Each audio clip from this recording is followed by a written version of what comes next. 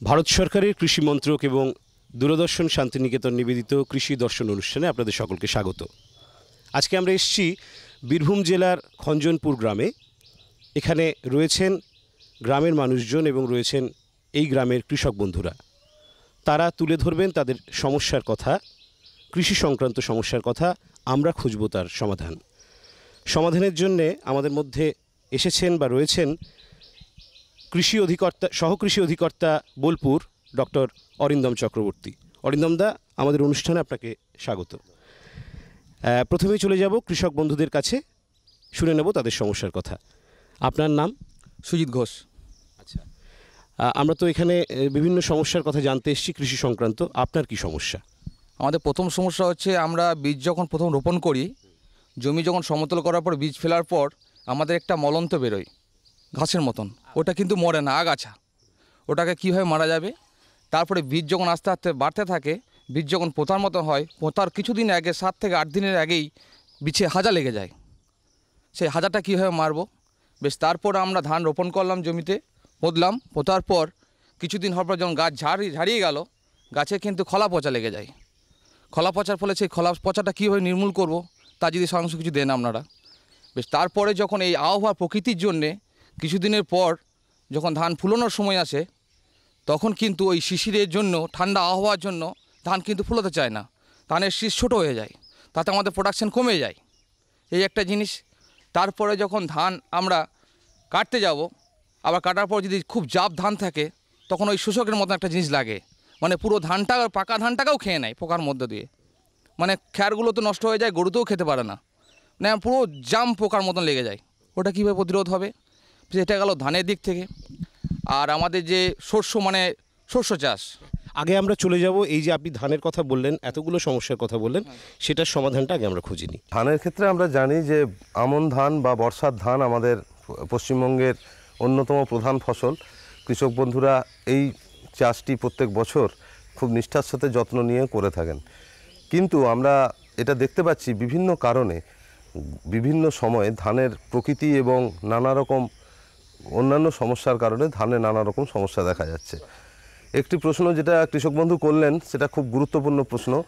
এটা এই মুহূর্তে আমাদের বীরভূম জেলা তথা রাঢ়বঙ্গে এবং অন্যান্য জায়গাতেও দারুণ আকারে সমস্যা হিসেবে আসছে। সেটা হচ্ছে ধানে মলন্ত ঘাস।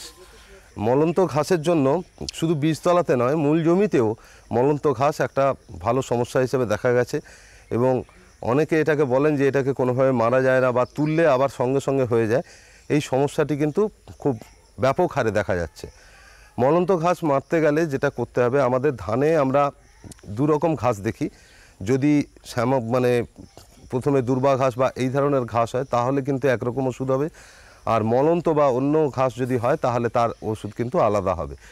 আমি প্রথমে বলবো যে তুলে ফেলে আগাছা ফেলে, অর্থাৎ এমনি নিয়ন্ত্রণ করাটা সবচেয়ে ভালো। কিন্তু যদি না করা যায়, তাহলে কিন্তু ঘাস মারা ওষুধ বা আমরা যেটা আগাছানাশক বলি, হার্বিসাইড, সেটি কিন্তু প্রয়োগ করতে হবে। এমনি ঘাসের ক্ষেত্রে আমরা বলছি যে যেটা পাইরাজো সালফিউরন যে পাউডার 10% বাজারে পাওয়া যায়, এটা প্রতি শতকের জন্য 2 লিটার জল লাগে। আর 1 গ্রাম ওষুধ হলেই এটা কিন্তু বীজতলায় দেওয়া যেতে পারে 5 থেকে 7 দিন পরে। কিন্তু যদি মলন্তর সমস্যা থাকে, তাহলে কৃষক বন্ধুরা এটা লিখেও নিতে পারেন। সেটা হচ্ছে নমিনি গোল্ড বলে বা একটি ওষুধ বাজারে পাওয়া যায়। এটিও ওই একই মাত্রায় দিতে হয়। এটা হচ্ছে বিসপাইরিব্যাক সোডিয়াম 20%। এই ওষুধটি কিন্তু মলন্তের জন্য অভ্যর্থ কাজ করে এবং নমিনি গোল্ড বা নমিনি গোল্ড প্লাস এই নামে পাওয়া যায়। এটার মাত্রাও কিন্তু একটু আগে যে ওষুধটি বললাম, অর্থাৎ প্রতি শতকের জন্য 2 লিটার জল 1 গ্রাম ওষুধ দিতে হবে কিন্তু 5 থেকে 7 দিনের মধ্যে। তার বেশি কিন্তু দেরি করলে হবে না। এই অবস্থাতে যদি প্রয়োগ করা যায়, তাহলে আমাদের এই মলন্ত ঘাসের সমস্যাটা মিটবে। মূল জমির ক্ষেত্রেও কিন্তু ঠিক এইভাবে আমরা এই ওষুধটি প্রয়োগ করলে কিন্তু মলন্ত ঘাস একবারে নির্মূল হবে। যদি খুব প্রাদুর্ভাব থাকে, তাহলে 7 দিন পরে আরেকবার দেওয়া যেতে পারে। তবে সেক্ষেত্রে কিন্তু খেয়াল রাখতে হবে, যদি ধান খুব বড় হয়ে গিয়ে থাকে মূল জমিতে, তাহলে কিন্তু না প্রয়োগ করাই ভালো। তবে প্রথমবারে সঠিকভাবে প্রয়োগ করলে এটা নিয়ন্ত্রণ করা যায়। এছাড়া ধানের অন্যান্য ঘাসের জন্য আমি এই প্রসঙ্গে বলে রাখি যে যারা ধান এমনি প্রয়োগ করেন, ধানের জমিতে ঘাস মারা ওষুধ প্রয়োগ করেন বা আগাছানাশক দেন, তাদের জন্য বলি যে যেগুলো বাজারে বিভিন্ন বিউটাক্লোর অর্থাৎ বিউটাক্লোর, ম্যাচেটি এইরকম সব নামে পাওয়া যায়। এদের জন্য প্রতি শতক জমিতে 2 লিটার জল 8 গ্রাম ওষুধ, অথবা প্রেটিলা ক্লোর, যেমন রিফিট, প্রেটিলা, এরকম নানা রকম নামে পাওয়া যায়, এই ওষুধগুলি কিন্তু প্রয়োগ করতে পারেন। কিন্তু এক্ষেত্রে এই ওষুধগুলি কিন্তু ধান পোঁতার ঠিক 3 দিনের মাথায় প্রয়োগ করতে হবে। অর্থাৎ যদি আপনি রোববারে ধান পুঁতে থাকেন, তাহলে সোম মঙ্গল বাদ দিয়ে বুধবার বা বৃহস্পতিবার আপনাকে কিন্তু ঘাস মারার ওষুধটি দিতে হবে। ধানের ক্ষেত্রে আমরা বলে থাকি যে বালির সাথে মিশিয়ে প্রয়োগ করুন। বালি, যে ওষুধের মাত্রা বললাম 8 লিটার জল বলছি, সেটা না বলে প্রতি শতকের জন্য 1 গ্রাম, এই হিসাবে যদি আপনি বালির সঙ্গে শুকনো বালির সাথে মিশিয়ে প্রয়োগ করেন, তাহলে কিন্তু কার্যকারিতা অনেক বৃদ্ধি পাবে। এর পরবর্তীকালে প্রশ্ন হিসাবে এলো যে ধানে হাজা লেগে যাচ্ছে, অথবা গোড়ায় লাল লাল দাগ, তারপরে অনেক সময় চিটে দাগের মতো হচ্ছে। এর জন্য যেটা ভারত সরকার বলছেন যে বীজ শোধন করা হচ্ছে সবচেয়ে ভালো উপায়। যদি দেখা যায় যে এই হাজা লাগাটা অ্যাকচুয়ালি কী বা প্রধানত কীভাবে হচ্ছে, সেটা যদি দেখা যায়, তাহলে দেখা যাবে দুরকমভাবে হতে পারে। একটা হচ্ছে গোড়ার দিকে পচন ধরে গাছ বসে যাওয়া, বাড় না নেওয়া, বিশেষ করে আমন ধানের ক্ষেত্রে। আর আরেক ধরনের হয় যে ডগার দিক থেকে লাল হয়ে আস্তে আস্তে পাশ থেকে শুকিয়ে যাওয়া। তবে এখানে কৃষক বন্ধু যেটি দেখালেন বা যা বুঝলাম, তাতে তাদের মূলত গোড়ার দিক থেকে পচন ধরছে এবং হাজা লাগার মতো কালো কালো ছোট ছোট দাগ হচ্ছে। এর জন্য হাজা লাগার জন্য প্রধানত যেটা করতে হবে, যে বীজতলা আমরা জানি যে এখানে মূলত যেহেতু আকাশের জলের উপর নির্ভর করে চাষ হয়, মাঠ মাঝে মাঝে শুকিয়ে গেলেও মাঠে কিন্তু জল, একটু ছিপছিপে জল আমরা সবসময় ধরে রাখার চেষ্টা করি। এই সরে রাখার ফলে আমরা জানি যে যে ইউরিয়াটা আমরা মাটিতে দিই, সেটা এক ধরনের গ্যাস মাটির তলায় তৈরি করে এবং আস্তে আস্তে করে গাছের গোড়ার যে শিকড় অংশ, সেটাকে দুর্বল করে। এর জন্য আমরা সবসময় চেষ্টা করব যে বীজতলার যে গ্যাসটা, সেটাকে যেভাবে হোক, অনেকে যদি আমরা 3 ফুট চওড়া বীজতলা করি, কাঠি দিয়ে ঘেঁটে দিতে পারেন, অথবা লাগানোর মানে বীজ বড় হওয়ার অন্তত 20-21 দিন পরে সামান্য করে পটাশ, যদি 1 বিঘে বীজতলা হয় তাহলে 5 কেজি পটাশ যদি প্রয়োগ করেন, তাহলে এই হাজা লাগাটা কেটে যাবে। পটাশের গুণটা এই কারণে বলছি, পটাশের অভাব এবং জল ধরে রাখা, এই দুটোর মানে স্পর্শে আমাদের কিন্তু নানা রকম রোগ পোকা আক্রমণ ঘটছে। এর পরবর্তীকালে উনি যেটা বললেন, যেটা হচ্ছে মাঠে খোলা পচা দেখা যায়। এই খোলা পচার সমস্যাটাও কিন্তু অনেকটা এরকম। বীজ শোধন করে নিতে পারলে, আমরা যদি কার্বেন্ডাজিম জাতীয় ওষুধ দিয়ে বীজ শোধন করে নিই, অর্থাৎ ব্যাভিস্টিন পাউডার বা এই ধরনের নামে বিভিন্ন নামে বাজারে পাওয়া যায়, আমরা প্রতি কেজি বীজের জন্য 2.5 থেকে 3 গ্রাম ওষুধ শুকনো অবস্থায় যদি মাখিয়ে নিতে পারি ভালো। যদি আমরা মনে করি যে জলে গুলে দেবো, তাহলে প্রতি কেজি বীজের জন্য 1.5 লিটার জল আর 2 গ্রাম ওষুধ আমরা ভালো করে জলে দিয়ে শেষ 8 ঘন্টা, ভেজানোর যে শেষ 8 ঘন্টা, তাতে আমরা মিশিয়ে গুলে দিতে পারি। তাতেও কিন্তু বীজ শোধনটা ভালোভাবে হবে। বীজ শোধন হলে খোলা পচার আক্রমণটা কিন্তু অনেকটা কমে যাবে। খোলা পচার আরেকটা প্রধান কারণ হচ্ছে যে খোলা পচা মাঠে সাধারণত দেখতে পাবো আমরা, যদি দেখি যে আলের ধার থেকে খোলা পচার কিন্তু আক্রমণ শুরু হয়। অর্থাৎ মাঠে আমরা আগে যেরকমভাবে ঘাসে ভিতে দিতাম বা দিতাম, মজুর সমস্যা বা অন্য সমস্যার জন্য আমরা সেগুলো আজকাল করতে পারছি না। সেইখানে আমরা যখন ওষুধ প্রয়োগ করব, আমরা অবশ্যই আলের উপর থেকে প্রয়োগ করা শুরু করব। করার পরে যদি দেখি যে খোলা পচা প্রাথমিকভাবে লাগতে শুরু করেছে, তাহলে ওই বিঘাতে 5 থেকে 6 কেজি, কোনো কোনো ক্ষেত্রে যদি দেখেন যে আরও অনেক দিন ধরে জল কাটা হয়নি বা মাঠে আছে, তাহলে 7 কেজি পর্যন্ত পটাশ দ্বিতীয় চাপানের সময় মাঠে প্রয়োগ করতে হবে এবং মাঠটা ভালো করে ঘেঁটে দিতে হবে। অর্থাৎ যে প্রয়োগ করবে সে যেন গোটা মাঠ ভালো করে ঘেঁটে, কাদাটা ভালো করে ঘেঁটে দেয়। এই পটাশ প্রয়োগ করলে মাঠে দেখবেন খোলা পচার আবির্ভাব কমে যাচ্ছে এবং গাছের রং আবার ফিরে আসছে। যদি তাতেও খোলা পচা না যায়, তাহলে প্রপিকোনাজোল বা হেক্সাকোনাজোল এই জাতীয় গ্রুপের যে কোনো ওষুধ আপনারা 2 গ্রাম প্রতি লিটার জলে প্রয়োগ করতে পারেন। প্রপিকোনাজোল করলে এর পরিমাণটা একটু কম লাগে, 1 গ্রামের কাছাকাছি দিলেও আপনার কাজ হবে। এই কাজে আপনার তাড়াতাড়ি করে মাঠে ফিরে আসবে, রং ফিরে আসবে এবং খোলা পচার আবির্ভাব কেটে যাবে। আমরা ধান চাষ সংক্রান্ত বিভিন্ন আলোচনা শুনলাম। এবার চলে যাব পরবর্তী কৃষক বন্ধুর কাছে, তার কি প্রশ্ন আছে জানার জন্য। আপনার নাম? উত্তম কুমার ঘোষ। আচ্ছা, আপনি কতদিন ধরে চাষবাস করছেন? 12 বছর প্রায়। কি কি চাষ করেন? ধান চাষ করি, কলাই, সইষে, ইত্যাদি মোটামুটি সবই একটু একটু করে লাগাই। তবে ধানটার উপরে চাপ আমরা বেশি দিই, যেহেতু এই যেখানে বর্ষা হ্যাঁ। তো কি প্রশ্ন আছে আপনার আজকে? আমার বন্ধু সুজিত ঘোষ যে প্রশ্নগুলো করলো সেগুলো আমারও বক্তব্য ছিল, কিন্তু ওর মধ্যে আর একটা আমার প্রশ্ন, ধান সব লাগানোর পর লাস্টে ওই ধান পাকার আগে একটা ওই শোষক পোকা বলে এক ধরনের, মানে ধানটা বাদুলি পোকার যেরকম পোকা দেখা যায়, সেই পোকাটা হ্যাঁ দেখি যে পাকা ধানের পরও শীষগুলো কেটে দেয় আর সেই মানে ধুলোর মতো হয়ে যায়, কিন্তু কাটার পরে দেখি আর মানে কিছুই ধানটা থাকে না, যখন ধরা এই খড়গুলো নষ্ট হয়ে যায়। হ্যাঁ, তারপর গরুতে দিলে গরু খায় না, ধানের ফলনটাও অটোমেটিক কমে যায়। হ্যাঁ, তারপর ওই পোকার পরে ধানগুলো এমন নয়ে যায়, মানে লেবার দিয়ে কাটতেও প্রচুর মানে তার মানে আপনার প্রশ্ন হচ্ছে বাদামি শোষক পোকা সংক্রান্ত। আমরা এর উত্তর খুঁজতে চলে যাব এবার কৃষি বিশেষজ্ঞের কাছে। হ্যাঁ, আমরা উত্তমবাবুর কাছ থেকে তার প্রশ্নগুলি শুনলাম। ধানের ক্ষেত্রে আমরা দেখেছি যে এই শেষের দিকে পোকার আক্রমণটা একটা মারাত্মক আকারে দেখা যায়।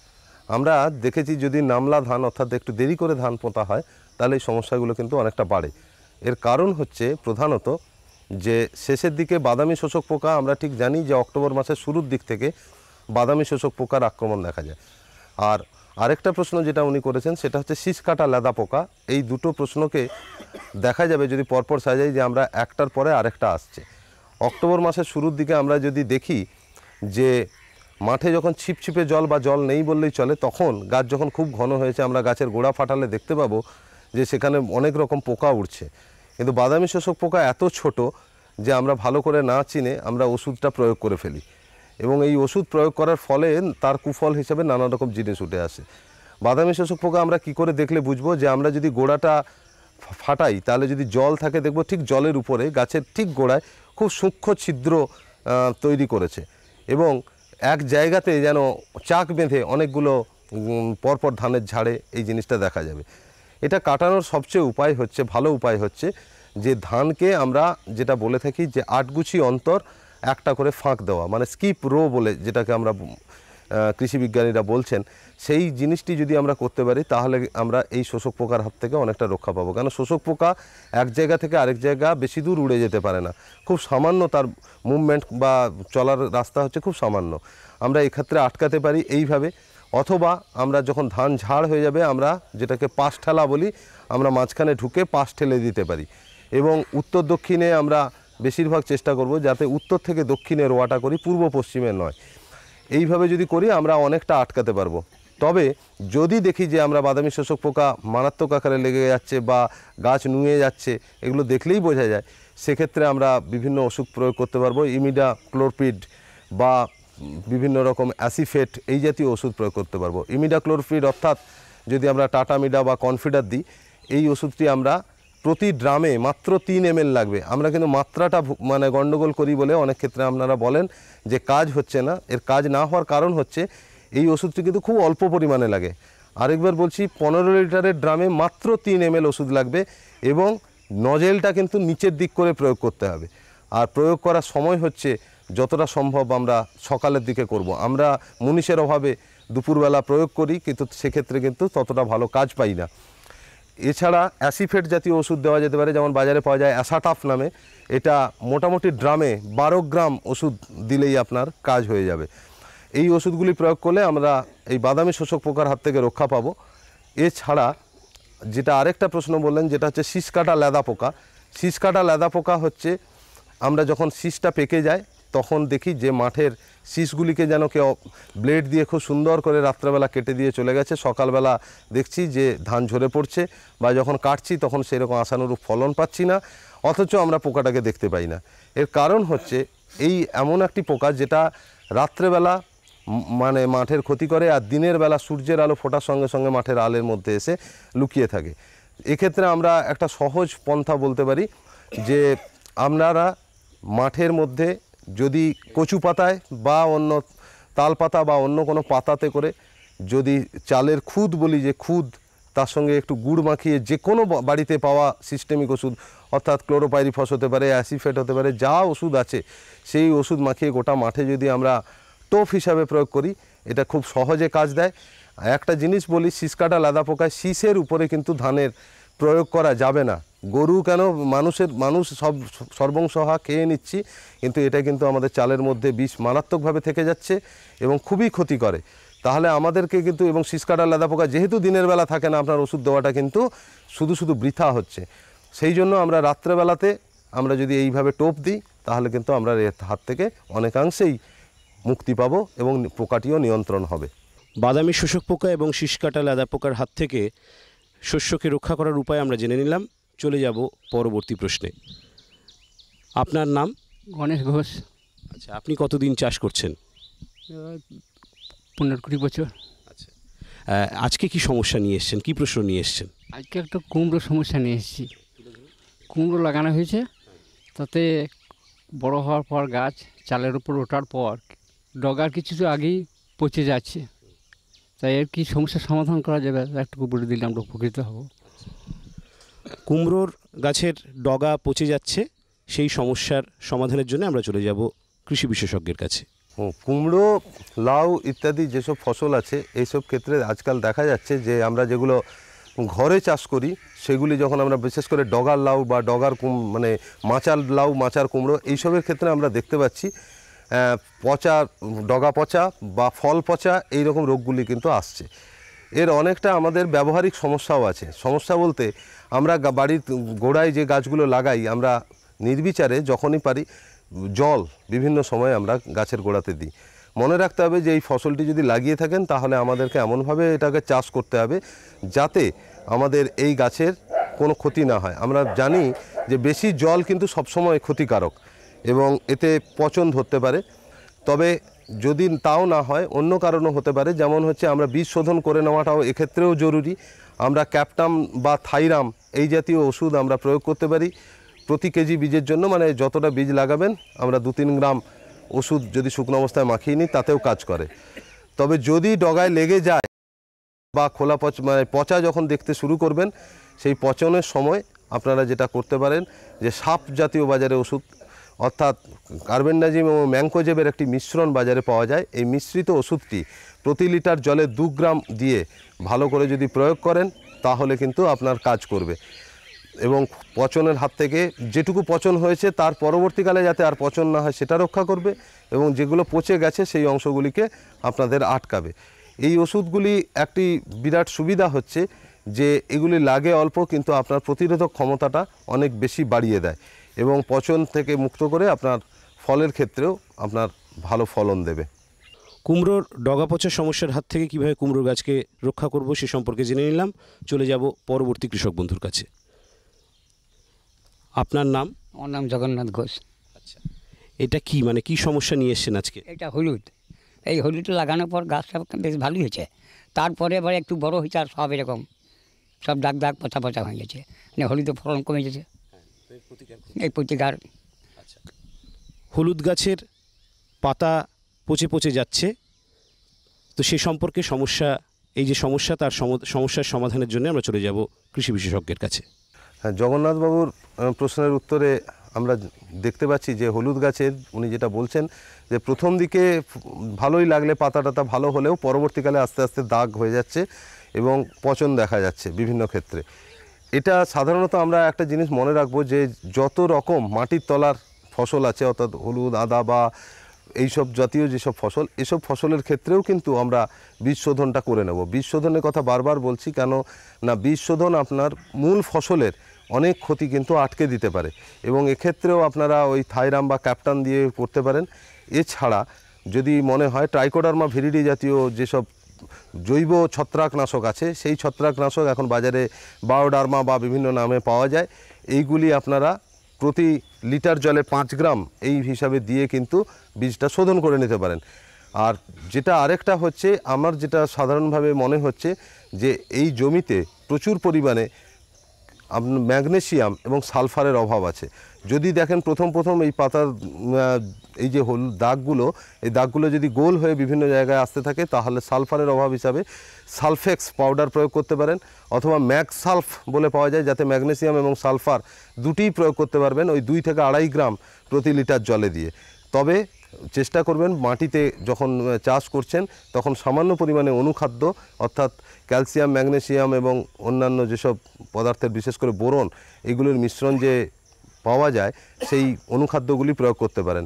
আর 20-20-13 অথবা অ্যামোনিয়াম সালফেট অথবা সিঙ্গেল সুপার ফসফেট এইসব দিয়ে যদি চাষ করেন তাহলে কিন্তু এইসব সমস্যা অনেকটাই দূর হবে। কেন না, সিঙ্গেল সুপার ফসফেট বা এই যে সারগুলি বললাম এগুলিতে প্রত্যেকটিতে সালফার আছে, কিন্তু এইসব সারের সঙ্গে পটাশও অল্প পরিমাণে মেশালে সুষম ভাব মাটিতে এবং সারের পরিমাণ বজায় থাকবে এবং মাটির যে খাদ্য সরবরাহ সেটি বজায় থাকলে এইসব রোগের হাত থেকে অনেকটাই নির্মূল হবে।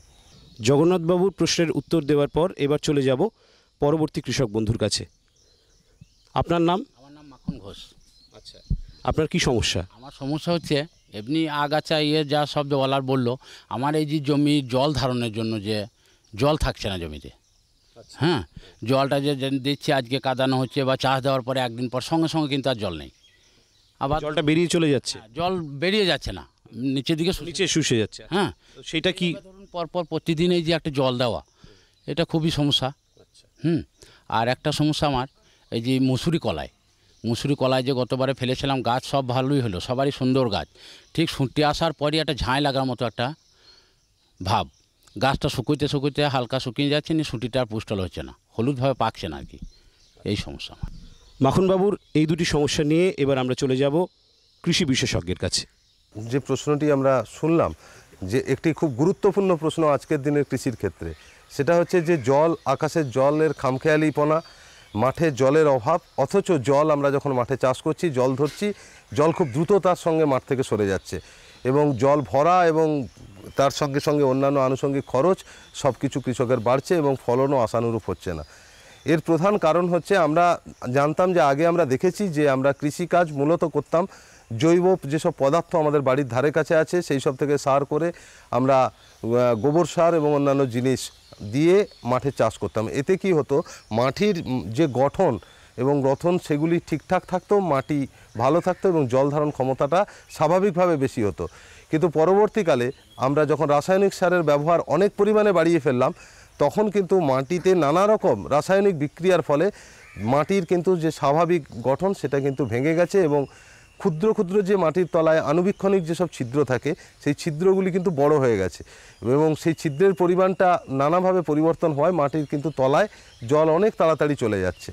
এর হাত থেকে বাঁচার সবচেয়ে বড় সুবিধা হচ্ছে বা উপায় হচ্ছে, আমরা যদি এই গ্রামে দেখি যে প্রচুর চারিদিকে জৈব পদার্থ, অর্থাৎ নানা রকম গাছপালা, নানা রকম জিনিস আছে, আমরা খুব সামান্য খরচে আমরা কিন্তু কেঁচো সার তৈরি করে নিতে পারি। কেঁচো সারের জন্য বিশেষ কিছু লাগে না, সমস্ত কিছু ভাতের ফ্যান থেকে শুরু করে আমাদের বাড়ির যেসব উচ্ছিষ্ট সমস্ত দিয়ে কিন্তু আমরা তৈরি করতে পারি আমাদের কেঁচো সার। এবং কেঁচো সার দিলে মাটিতে কি হবে, আমরা কৃষকরা বলে থাকেন যে এখন গরু কমে গেছে, গোবর নেই, খুব অল্প পরিমাণে 1-1.5 কেজি গোবর দিয়েও কিন্তু অন্যান্য জৈব পদার্থ দিয়ে 1 থেকে 1.5 টন কেঁচো সার তৈরি করা যায়। মাটিতে জৈব সার না দিলে কিন্তু জলের সমস্যার হাত থেকে আমরা চট করে বাঁচতে পারবো না। মসুরিতে আমরা দেখতে পেয়েছি গত বছর বা তার আগের বছরেও এই সমস্যাটা তৈরি হচ্ছে, যে যদি মাঠে আকাশে দেখতে পাচ্ছি যখন কুয়াশা হয়ে যাচ্ছে, সুঁটি ধরার মুখে একটা ঝাঁই লাগা বা অর্থাৎ একটা বসে যাওয়ার মতো আমাদের জিনিস তৈরি হচ্ছে এবং মসুরির ফলন কিন্তু অনেকাংশে কমে যাচ্ছে। এক্ষেত্রে আমরা যেটা বলছি সেটা হচ্ছে, যখন শুকনো মাঠ ডাঙা অবস্থায় থাকে, অর্থাৎ চাষ যখন আপনার নেই, তখন কিন্তু মাটিতে চুন বা ডলোমাইট জাতীয় পদার্থ প্রয়োগ করতে হবে। প্রয়োগ করার 15 দিনের মধ্যে কোনো চাষবাস করা যাবে না। এটা করলে মাটির অম্লত্ব স্বাভাবিকভাবে দূর হবে এবং ফলন ঠিকঠাক হবে। এবং যদি সুঁটিলতে লেগে যায় এরকম ঝাঁই লাগা, তাহলে আমরা যেটা করতে পারবো সেটা হচ্ছে, ওই যে একটু আমরা আলোচনা করেছিলাম সাফ পাউডার, এটি কিন্তু আমরা 2 থেকে 2.5 গ্রাম প্রতি লিটার জলে দিয়ে ভালো করে প্রয়োগ করব। কৃষক বন্ধুদের একটা কথা আমি বারবার বলবো, যে কোনো ওষুধ প্রয়োগ করার সময় প্রতি ড্রামে 1 চামচ যে কোনো ভালো ধরনের সাবান গুঁড়ো প্রয়োগ করলে বা মিশিয়ে দিলে মাটিতে যে আপনারা মাঠে প্রয়োগ করছেন সেই ওষুধের কার্যকারিতা অনেক দিন ধরে থেকে যায় এবং ভালো কাজ দেয়। না হলে কিন্তু ওষুধ আপনার ধুয়ে মাটিতে চলে যায়, সেরকমভাবে কাজ পাই না। সেই জন্য এই রকম ধরনের যদি কোনো ডিটারজেন্ট বা গুঁড়ো পাউডার ব্যবহার করেন তাহলেও কিন্তু এর কার্যকারিতা বাড়বে। মাঠে জল ধারণ ক্ষমতার সমস্যা এবং তার সাথে মুসুর ডালের সমস্যা, এই সম্পর্কে আমরা এতক্ষণ শুনলাম। এবার চলে যাব পরবর্তী কৃষক বন্ধুর কাছে। আপনার নাম? মঙ্গল মাহাতো। আচ্ছা, আপনি কতদিন ধরে চাষ করছেন, কি কি চাষ করেন? 40 বছর মধ্যে চাষ করছি, সবজি চাষ অনেক রকম করছি চাষগুলা। তারপরে দেখছি এখন মোটামুটি গাছগুলা ভালো, এখন এমন পোকা লাগছে কি পাতাগুলা নাই, সব খেয়ে যাচ্ছে। কিসের সমস্যা নিয়ে এনেছে, কি সমস্যা আপনার? এবার বুটিগুলো আছে, আচ্ছা, তার জন্য এটা নিয়ে এলাম দেখাইতে কি একে করা যাবে, कैसे মারবে, কী রকম হবে সেই জন্য। বরবটি গাছে পোকা লাগছে, তো এই সমস্যার হাত থেকে কিভাবে সমাধান পাওয়া যায় তার জন্যে আমরা চলে যাব কৃষি বিশেষজ্ঞের কাছে। বরবটি বা অন্যান্য যেসব ডাল জাতীয় শস্য আছে সেই শস্যে আমরা দেখতে পাচ্ছি যে পাতা ছিদ্রকারী এবং পরবর্তীকালে ফল ছিদ্রকারী পোকার প্রচণ্ড আক্রমণ দেখা যাচ্ছে। এর হাত থেকে বাঁচার সবচেয়ে সুবিধাজনক উপায় হচ্ছে, আমরা যখন প্রথমে দেখতে পাবো আমরা পাতার সাধারণত তলার দিকে বাসা করে তারপরে ডিম পেড়ে ফুটো করে। আমরা যদি দেখি ভালো করে লক্ষ্য রাখি তাহলে যে সময় আমাদের আক্রমণ দেখা যাচ্ছে সেই সময় খুব সাধারণভাবে বাজারে যেসব পাওয়া যায় সেই অর্থাৎ ক্লোরোপাইরিফস গ্রুপের ওষুধ অর্থাৎ ডার্স ব্রাউন ক্লাসিক এইসব ওষুধ আমরা 2.5 থেকে 3 গ্রাম প্রতি লিটার জলে দিয়ে আমরা প্রয়োগ করব। তাতেও যদি আমাদের এর নিয়ন্ত্রণ না হয় তাহলে আমরা পরবর্তীকালে অ্যাসিফেট অর্থাৎ অ্যাসাটাপ এইসব নামে যেসব পাওয়া যায় অর্থাৎ ড্রামে যেটা 10 থেকে 12 গ্রাম লাগে সেই ওষুধ প্রয়োগ করতে পারি, অথবা ডাইক্লোরোভস এটি ড্রামে প্রায় 30 ml মতো লাগবে, এই ওষুধটিও যদি আমরা প্রয়োগ করি তাহলে কিন্তু আমরা এই পোকার হাত থেকে অনেকটাই নিয়ন্ত্রণ করতে পাবো। এই নাও আর কিছু বাস। আরে এটা কি ভাই, এতটুকু রাসায়নিক সার? কৃষিকাজ ছাড়ছো কি? কৃষিকাজ নয়, বোকামি ছাড়ছি। মাটির পরীক্ষা করিয়েছি। এখন তো দাদা যতটা প্রয়োজন ততটাই সার জমিতে দেব। হ্যাঁ, কৃষক ভাই আজই নিজের জেলার কাছের জমি পরীক্ষার গবেষণাগারে মাটির পরীক্ষা অবশ্যই করান। আর মাটিতে পুষ্টিকর পদার্থ, আর্দ্রতা এবং গাছপালার বিকাশ অনুযায়ী প্রয়োজন মতো পুষ্টিকর পদার্থ দিন। আর হ্যাঁ, মাটিতে গন্ধক, দস্তা, বোরনের মতো সূক্ষ্ম পুষ্টিকর পদার্থ সম্পর্কে জানতে ভুলবেন না। সার আর জৈবিক সারের সঠিক ব্যবহারে জমির উর্বরতা বজায় থাকে, উৎপাদনশীলতা বাড়ায়, খরচ কমায় আর মূল্যবান বিদেশি মুদ্রা বাঁচাতে সাহায্য করে। আর হ্যাঁ, ধীরে ধীরে নাইট্রোজেন সরবরাহকারী সার যেমন নিমযুক্ত ইউরিয়াকে অগ্রাধিকার দিন আর ইউরিয়া পাতার উপর ছড়িয়ে দিন। আরে বাহ, তুই তো সত্যি বুদ্ধিমান হয়ে গেছিস রে। বিশদে জানতে যোগাযোগ করুন জেলা কৃষি আধিকারিক বা কিষাণ কল সেন্টার।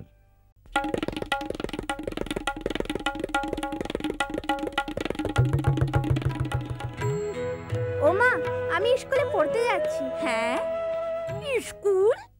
বিয়ের সময় তুমি না বলেছিলে তুমি লেখাপড়া জানো? আরে মা, ফার্ম স্কুলে যাচ্ছি চাষের বিষয়ে নতুন নতুন কথা শিখতে। আপনিও চলুন। ফার্ম স্কুল, যেখানে জমিতে ফসল বৃদ্ধির প্রত্যেকটি কথা চাষিদের শেখানো হয়, যেমন মাটির হিসেবে সঠিক সার, ভালো বীজ আর প্রয়োজন অনুযায়ী কীটনাশক। কেননা কম খরচে বেশি লাভ। সুগন্ধের মাতোয়ারায়, সুস্বাদের বাহারে, উন্নতির সুরেতে, ফুটে ওঠা হাসিতে, সবুজে ভরা গাছপালায়, বড় বড় ব্যবসায়, সুমধুর সুকণ্ঠে, হাসি খুশির আগমনে। এনেছেন বাগান পরিচর্যা মিশন। আমরা চাই আপনার সুখ সমৃদ্ধি। খঞ্জনপুর গ্রামের কৃষক বন্ধুদের নানান সমস্যার কথা আমরা তখন শুনলাম। তারা তুলে ধরলেন কৃষি সংক্রান্ত নানান প্রশ্ন এবং তার উত্তর দিলেন আমাদের মধ্যে উপস্থিত থাকা কৃষি বিশেষজ্ঞ। কৃষক বন্ধুরা যারা আমাদের এই অনুষ্ঠান দেখেন নিয়মিতভাবে, তাদেরও নিশ্চয়ই এই ধরনের নানা প্রশ্ন মনের মধ্যে ছিল, বা যারা কৃষির সাথে যুক্ত তারা নিশ্চয়ই এই ধরনের সমস্যার সম্মুখীন হন। আশা করি আমাদের এই অনুষ্ঠান আপনাদের কিছুটা আশ্বস্ত করল। কেমন লাগছে আমাদের অনুষ্ঠান আমাদের চিঠি লিখে জানান। চিঠি লেখার ঠিকানা কৃষি দর্শন, অধিকর্তা দূরদর্শন কেন্দ্র, শান্তিনিকেতন, শান্তিনিকেতন, সূচক 731235।